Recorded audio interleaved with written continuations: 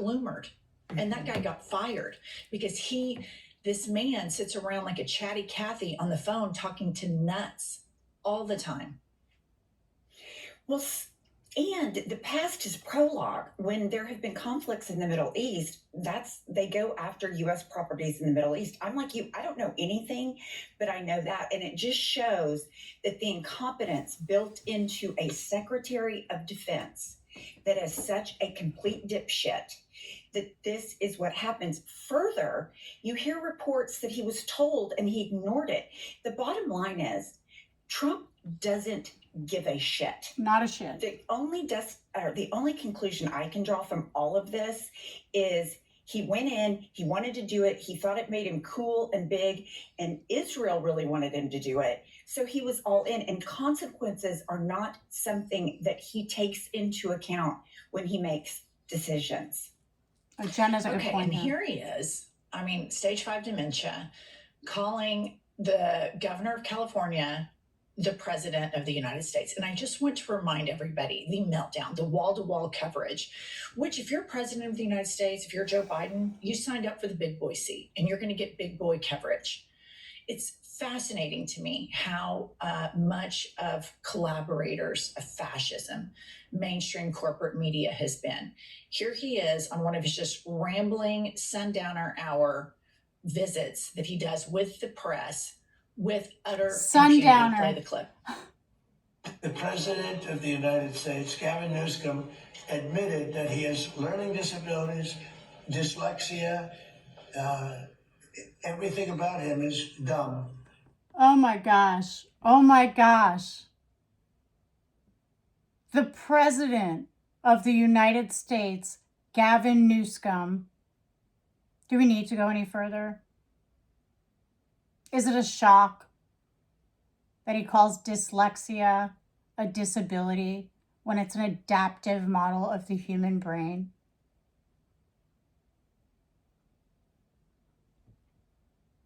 How about click languages in Africa?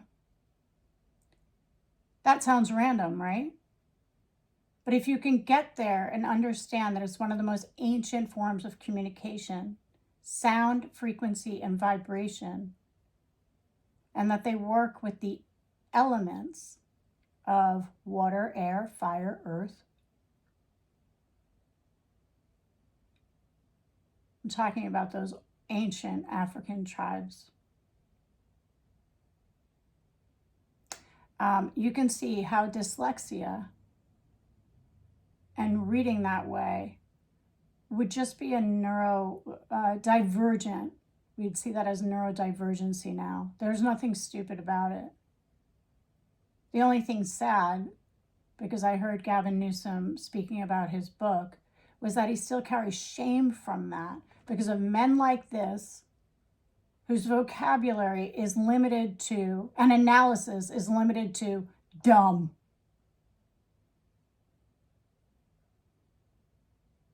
I have 3 teenage sons who have been living through this nightmare for the last 10 years or more, just like every single kid in this generation. Undoing everything we did for political correctness, understanding each other and ourselves, and growing in consciousness so that we be ready for new tech. He wants a $500 billion Stargate project to be understood and accepted and adopted by the people. AI on a mass scale. He's working with the most corrupt people in the space, Ellison, Altman, and someone else. Oh, Elon, co-president. Shame on us for not calling out co-president right away. But there we are. Here we are.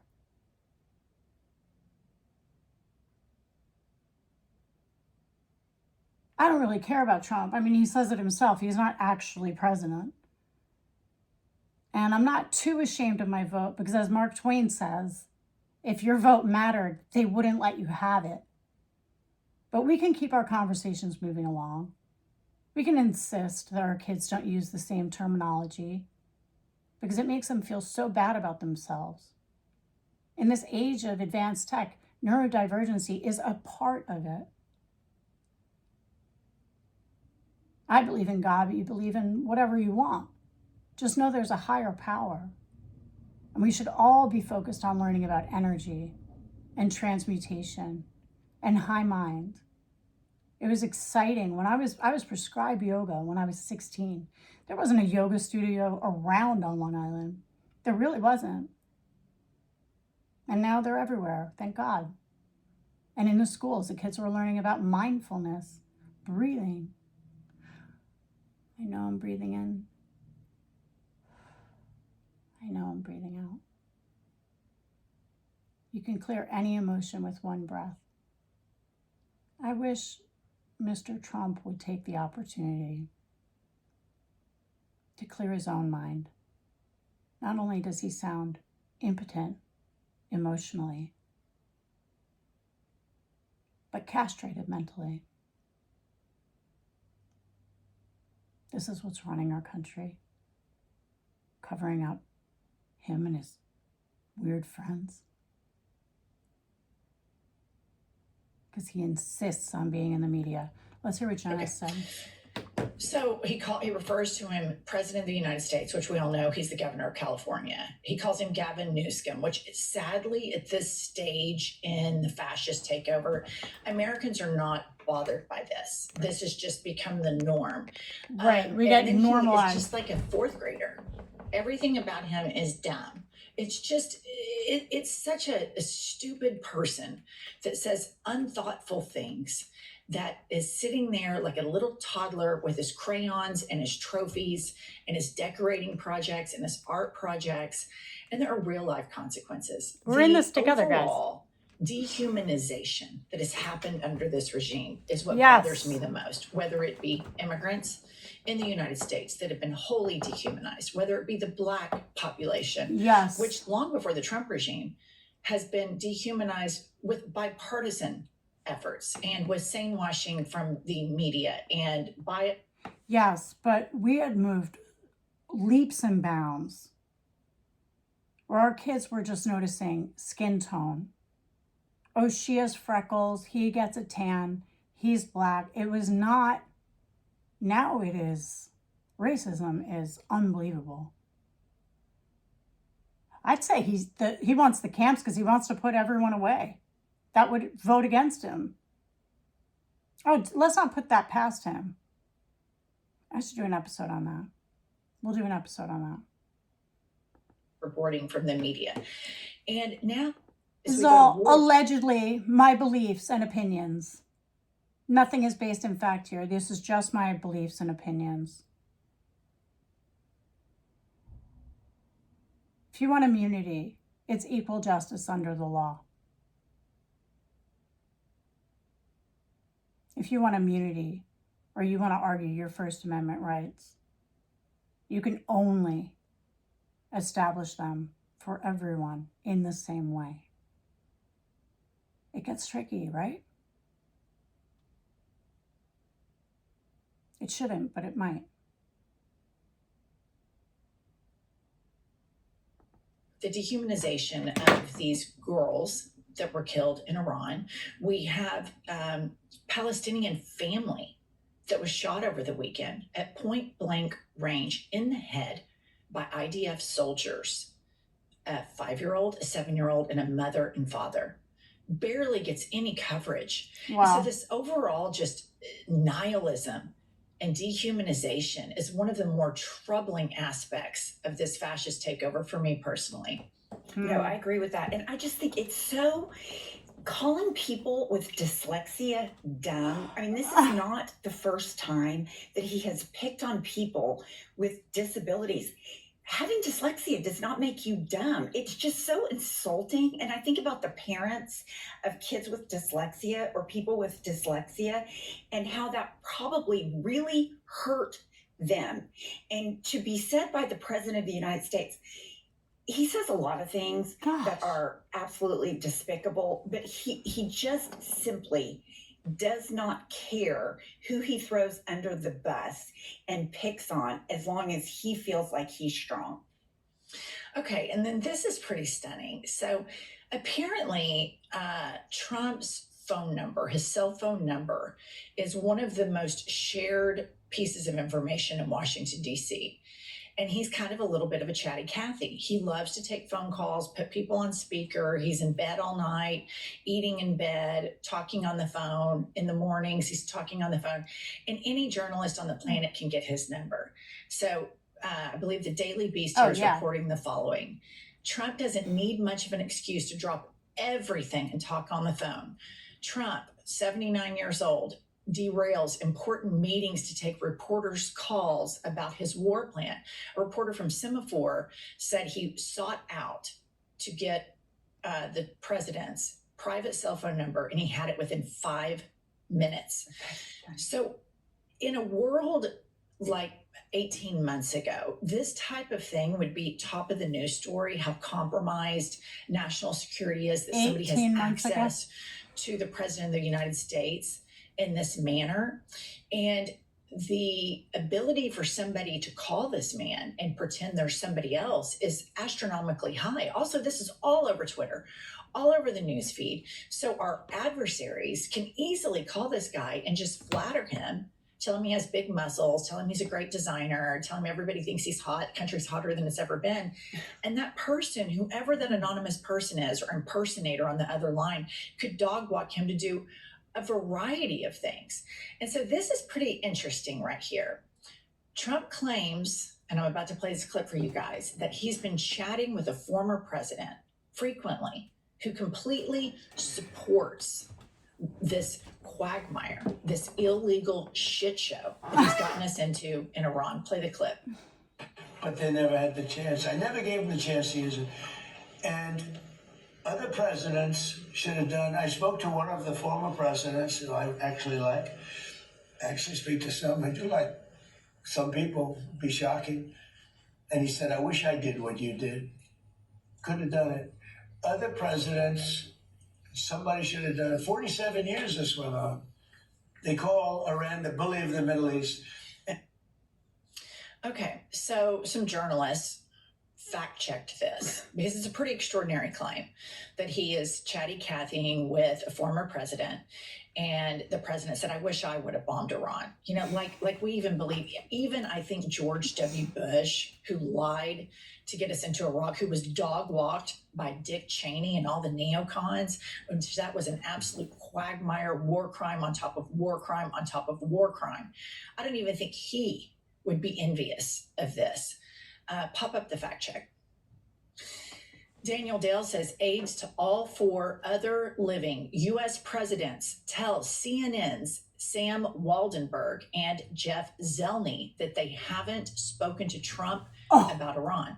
Trump claimed today that a former president endorsed the war by telling him, I wish I did what you did. And clearly, now this is verifiably false. Wow. So we could deduce from this that some moron that can do a Bill Clinton voice dog walked him into this, or that he just made it up because he's a pathological liar. And I tend to lead with the latter. I think he makes up stuff all the time. Yeah. Everybody thinks we're the hottest country. Everybody thinks this about me. I'm doing and tremendous. This is a feature of his pathological lying, that if he brings in others into his lie, triangulation, validates narcissist, the veracity of the claim. Yes. And there was a world, again, 18 months ago, where all of these things were completely disqualifying. And I get to this stage in this where I see the stuff that he's doing and I see the stuff that he's saying. I know that little Moses Mike Grinder Johnson is not going to do a thing. I know that the Senate majority leader is not going to do a thing about this. I know that in general, Republicans in Congress are not going to do a thing about this. I do see MAGA influencers that are jumping off the Trump train as a means of survival. Their shape-shifting political ideology is more Darwinian than it is rooted in principle. And so this dementia duck here is doing all of these things. And MAGA is always going to be MAGA. Marjorie Taylor Greene has already started branding it it was never about the man, it was always about the movement. And so they're already shifting to a party, a fascist, populist style party that's beyond him. So my thing goes, okay, I know what these people are going to do. What are the Democrats doing? Like all of these videos that I've just played for you, that's just 10 minutes in the Oval. 10 minutes. And this guy is the one that's in charge of this war. The buck ultimately stops with him. And when I do not see a united opposition party to this, and instead I see a lot of these conversations that we cannot critique Israel, which is total bullshit, cult-like stuff. Israel deserves massive criticism. They are not above that. And that has nothing to do with American Jewish people or Jewish people worldwide. 100%. Or those in Israel that oppose the Benjamin Netanyahu government. It has nothing to do with that. But there's so many dangerous forces that want to conflate those two. Right. And the Democratic Party not having moral clarity on this is actually dog walking people that have major issues with Israel's role in the United States government. They're walking them away from a progressive Democratic Party and over to the Tucker Carlsons and the Marjorie Taylor Greens. The Democrats are getting outflanked by grifters on the right, and it is devastating to watch. Oh, yeah. I was reading that there is some whispers in Congress that if the Democrats do take the House, that they are not guaranteeing that they would vote for Hakeem Jeffries because, quote unquote, he's not meeting the moment. Do I think that's going to happen? Probably not, but at least there are whispers. And just one thing on Trump and his lying about the presidents. We know he lies. They had a lie tracker in the first term and they had to stop. We know that's all he does. And people voted for him because they don't care. What worries me about this, he is not tethered to reality. Yes. He has someone that sits and prints articles about how great he is. They tell him he's at 95% approval rating. They tell him all this shit. Nobody will speak the truth to him. And he is so delusional, and we are at war, and our country is on the brink of economic collapse, recession, all the things, and he does not live in reality. Yeah. All right, listener, there is nothing more terrifying on the planet than realizing. Yes, I agree with them. And I hope that you were able to process all that I said earlier. Those are my opinions and beliefs. This is Happy St. Patrick's Day. There are not two parties. There's corporate greed and corporate lobbyists controlling the world right now. They're on the left and the right. Until we are strong enough to reject those, what are they? I guess they're buyouts of your vote? Because I don't know who stands for it. I just don't know enough. But I do know that the actions prove what the person is. Netanyahu is an expansionist. He's riddled in all kinds of crimes, allegedly. They never go investigated. And Jewish people just stand behind him because he's Jewish. Not all, but those voices don't get heard. It's interesting to see how when Israel was formed and by whom and how that's gone on. It's interesting to see how many Jewish people, in fear of their lives, sure,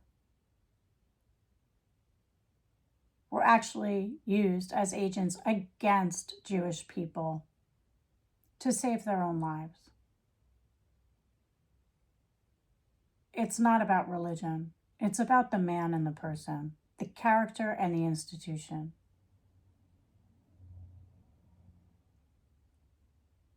Why would we fund that? I wouldn't.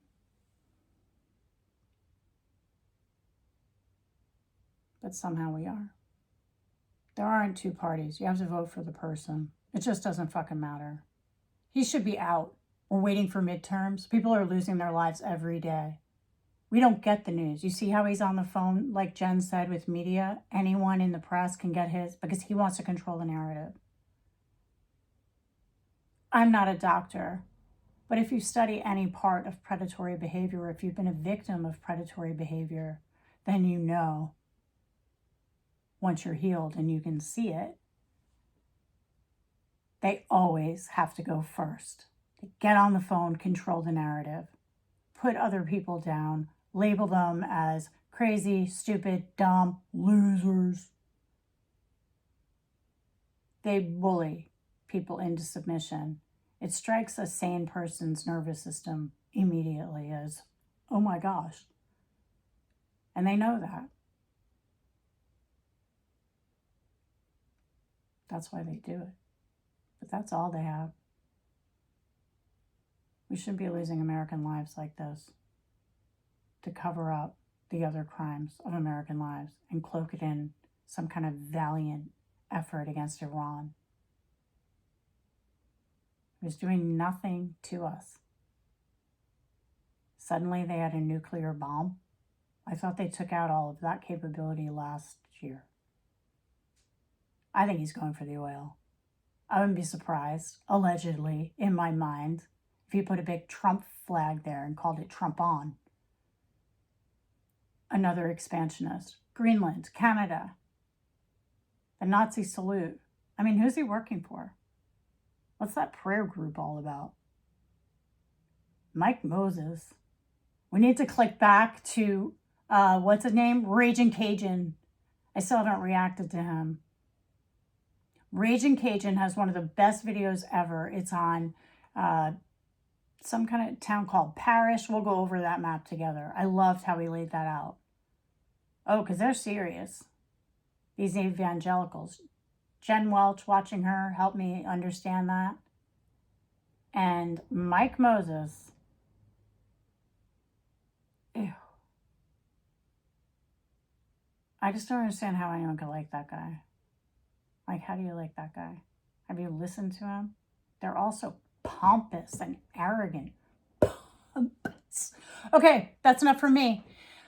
Thanks for listening. Please subscribe. Thank you. And whoever wrote that comment about me looking in the mirror, I like looking in the mirror, that's weird. Not to me, it's not. Adios. Bye-bye.